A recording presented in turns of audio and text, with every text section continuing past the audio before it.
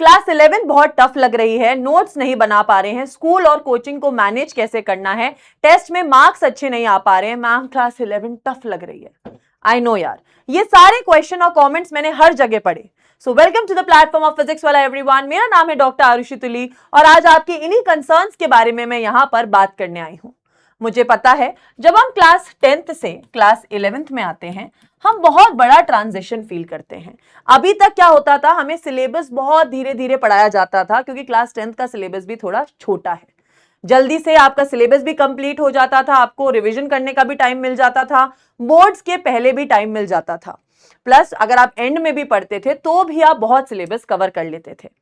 पर यार class 11th ना एक ऐसी क्लास है, इसके साथ प्रॉब्लम यही है, इस क्लास में बोर्ड्स होते नहीं हैं, सीरियसनेस आधे से ज्यादा लोगों को आती नहीं है। क्लास 10 से फ्री होने के बाद हम बहुत रिलैक्स हो जाते हैं और क्लास 11th को टाइम ही नहीं देते हैं। और अधिकतर बच्चे, मैं आपको लिख के दे सकती हूँ, आप में से 98% बच्चे क्लास 11th को सीरियसली ही नहीं लेते हैं। अनटिल एंड अनलेस आप में से कोई बच्चा नीट या जेई की तैयारी कर रहा हो, वो भी शुरुआत में थोड़ा जोश दिखाता है, बीच में थोड़ा सा जोश कम हो जाता है। यार ये क्लास 11th की खासियत है भाई, ये क्लास को सीरियसली लेना मुश्किल हो जाता है। बट देखो, अगर आप क्लास 11th को सीरियसली नहीं लोगे, कहीं ना कहीं क्लास 12th में भी दिक्कत पाओगे, अपने कॉम्पिटेटिव एग्जाम्स की तैयारी में भी प्रॉब्लम आएगी और एंड में आपके लिए सब कुछ कवर करना बहुत टफ हो जाएगा। ठीक है, तो अब ये चीजें मैनेज कैसे करनी है। ठीक है, अब कुछ क्वेश्चंस के सवाल देती हूं। सबसे पहला था यार मैम क्लास नोट्स कैसे बनाए, बहुत फास्ट पढ़ाते हैं क्लास 11th में। यार क्लास 10th में क्या होता था, अभी तक तो तुम क्या करते थे, तुम लोग जो क्लास में टीचर लिखवाता था साथ साथ में नोट्स बना लेते थे। क्लास 11th में यार मोस्ट इंपॉर्टेंट है समझो, कॉन्सेप्ट को समझो। सबसे पहले क्लास में कॉन्सेप्ट को समझो और फिर कॉन्सेप्ट को लिखो। ठीक है, दैट इज मोस्ट इंपॉर्टेंट, है ना। अगर आपको लग रहा है आप टीचर के साथ नोट बना पा रहे हैं, आप नोट्स बनाएं, बट पहले कॉन्सेप्ट को समझिए। जब तक कॉन्सेप्ट समझेंगे नहीं दिक्कत होगी। ठीक है, क्योंकि क्लास 11 में कॉन्सेप्ट क्लैरिटी इंपॉर्टेंट है। अचानक से बेटा आपकी बुक्स का साइज डबल हो चुका है, आपके सब्जेक्ट को आपको डिटेल में पढ़ना है, तो यार कंसेप्ट समझना इंपॉर्टेंट है। वहां पर नोट्स है ना, ऐसे बच्चों की तरह लिखने मत शुरू कर देना, पहले चीजों को समझो और फिर उन्हें लिखो। ठीक है, तो ये चीज का बहुत ज्यादा ध्यान रखना, है ना। अब बात करते हैं हम नेक्स्ट चीज की। कंसेप्ट समझ आ रहा है बट क्वेश्चंस नहीं हो रहे हैं। इसका सबसे बड़ा रीजन ये होता है कि यार हम लोग है ना क्लास 10th के अंदर है ना रट्टा मारने लगते हैं चीजों को। मुझे पता है तुम में से कितने भी बच्चे कितना ही बोल दें मैम हम तो रट्टा नहीं मारते थे, हमें तो सब समझ आता था। तुम भी जानते हो और मैं भी जानती हूँ कि मैथ्स की एनसीईआरटी से और आरडी शर्मा से कितने क्वेश्चंस हम कई बार रट के चले जाते हैं, कितने साइंस के रिएक्शंस या कुछ फॉर्मूलाज हम डायरेक्टली रट के चले जाते हैं, भले हमें वो समझ नहीं आ रहे हो। पर यार क्लास 11th में आप लोगों को ना कंसेप्ट को समझ के सबसे पहले उसे समझो और फिर मैक्सिमम क्वेश्चन प्रैक्टिस करो। मुझे पता है अचानक से पहली बारी में क्वेश्चंस नहीं लगेंगे, थोड़ा हो सकता है तुम्हारी कोई प्रैक्टिस शीट है उसके सिर्फ 5% क्वेश्चन लग पा रहे हैं, फिर और प्रैक्टिस करो 10% लगेंगे, उनके सॉल्यूशंस देखो, देखो कि यार तुम्हारी अप्रोच में क्या दिक्कत आ रही है, फिर 20% 50% ऐसे ही लेवल बढ़ेगा। बट यार यहां पे क्वेश्चन प्रैक्टिस बहुत ज्यादा जरूरी है। यहां एक बारी में बेटा बहुत बच्चों के साथ होता है, ऐसा नहीं तुम्हारे साथ, अधिकतर बच्चे क्लास 11th में क्वेश्चन प्रैक्टिस में पीछे रह जाते हैं क्योंकि वो सोचते हैं यार क्लास 10th में तो मैम हम लोग एक चैप्टर के बाद थोड़े बहुत ही क्वेश्चन करते थे एनसीईआरटी की बैक एक्सरसाइज के और थोड़े बहुत रेफरेंस बुक के। बट यार class 11th is all about question practice, concept समझना है एंड क्वेश्चन प्रैक्टिस करनी है और मैक्सिमम मैक्सिमम मैक्सिमम स्पेशली उन सब्जेक्ट्स में जो तुम्हें समझ नहीं आ रहे। जैसे मुझे पता है जितने ही बच्चे पीसीएम लेते हैं या पीसीबी लेते हैं, मोस्टली उनको मैथ्स या फिजिक्स के क्वेश्चन सॉल्व करने में दिक्कत आती है। करते जाओ, ठीक है, अलग अलग तरीके के क्वेश्चन करोगे, पैटर्न पता चलेगा और उस तरीके से आपकी ability to solve questions better होती जाएगी।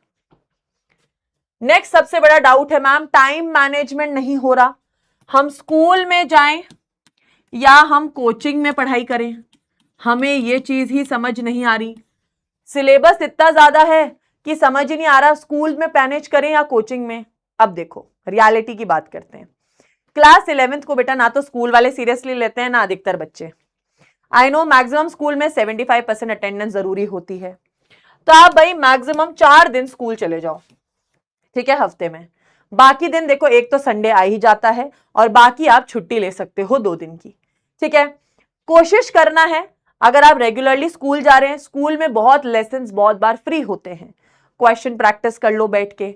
अगर आपको लग रहा है स्कूल में कुछ टीचर्स हैं जो एक्चुअली बहुत अच्छा पढ़ा रहे हैं, आपको कॉन्सेप्ट समझ आ रहे हैं, उनकी क्लास अटेंड करो। उसके बाद जो फ्री पीरियड है, कोई फ्री टाइम मिल रहा है, उसमें क्वेश्चन सॉल्व कर लो, ठीक है। अपने स्कूल के टाइम को भी यूटिलाइज करो। चलो हम ये भी मान लेते हैं मैम हम तो वो यूटिलाइज ही नहीं कर पा रहे, तो स्कूल के बाद आके यार रेस्ट करके अपनी कोचिंग अटेंड करके अपना सारा समय यूटिलाइज करो। और भाई पहले ही बोल रही हूँ 75% अटेंडेंस मेंटेन करनी है, हफ्ते में 4 दिन जाओगे, पूरे साल का कैलकुलेट करोगे, मेंटेन हो जाएगी, ठीक है। आपको यार इंपॉर्टेंस पता होनी चाहिए, आपके लिए इंपॉर्टेंट क्या है। अब है ना, कई बच्चों को मैंने देखा टाइम पास करने स्कूल चले जाते हैं, ना तो स्कूल में पढ़ाई कर रहे होते हैं, ना कोचिंग में कर रहे होते हैं, ठीक है। तो यार यहाँ पे क्लैरिटी लाना जरूरी है। आपके लिए क्या इंपॉर्टेंट है? क्लास 11th इंपॉर्टेंट है आपके लिए, या आपके लिए स्कूल जाना इंपॉर्टेंट है, या प्रैक्टिकल्स करना इंपॉर्टेंट है? क्या चीज इंपॉर्टेंट है? आप लोग अपनी इंपॉर्टेंस डिसाइड कर लो, आप किसको देना चाहते हो प्रायोरिटी।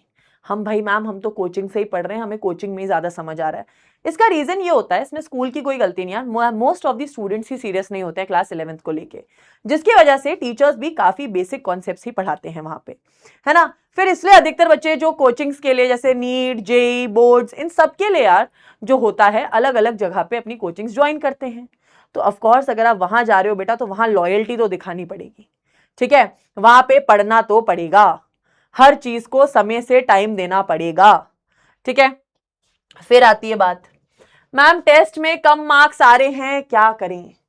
टेस्ट का सिंपल सा फंडा फॉलो करो। मान लो भाई 10 क्वेश्चन है, 10 में से तुम्हारे 3 ही क्वेश्चन सही हुए, तुम्हारे 7 क्वेश्चन गलत हुए। तो इन 7 क्वेश्चन किन टॉपिक से गलत हुए हैं, उन टॉपिक्स को रिवाइज करो और उनके और ज्यादा क्वेश्चन प्रैक्टिस करो। क्लास 11 में जब आप आते हो ना, तो यहां पर कॉन्सेप्ट्स के ऊपर बात होती है।